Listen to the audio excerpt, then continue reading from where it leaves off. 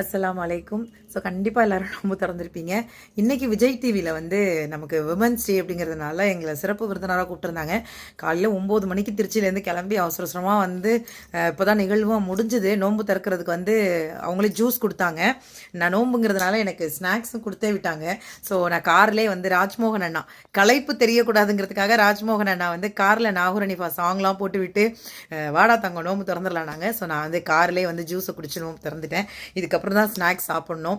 சொல்லுங்கள், நீங்கள் எல்லாரும் நோம்பு திறந்துட்டீங்களா நல்லபடியாக? ஸோ என்னதான் நம்ம நோம்பு வச்சுட்டு நம்மளுடைய ப்ரொஃபஷனல் வேலைகள் அப்படின்னு அலைஞ்சாலுமே அம்மா சொல்லுவாங்க, ஒரு டயர்டாக இருக்கியாடா? ஏன்னா நம்ம மைக்கை பிடிச்சி 1 மணி நேரம் பேசுகிறோம். ஆனால் எனக்கு கொஞ்சம் கூட டயர்டு தெரியல, அந்த கஷ்டம் தெரியலை. அப்படிங்கும் போதெல்லாம் வந்து ரொம்ப சந்தோஷமாக இருக்குது. நம்ம வந்து இந்த இந்த இந்த நோன்பை வந்து அவ்வளோ உண்மையாக வைக்கிறோம்.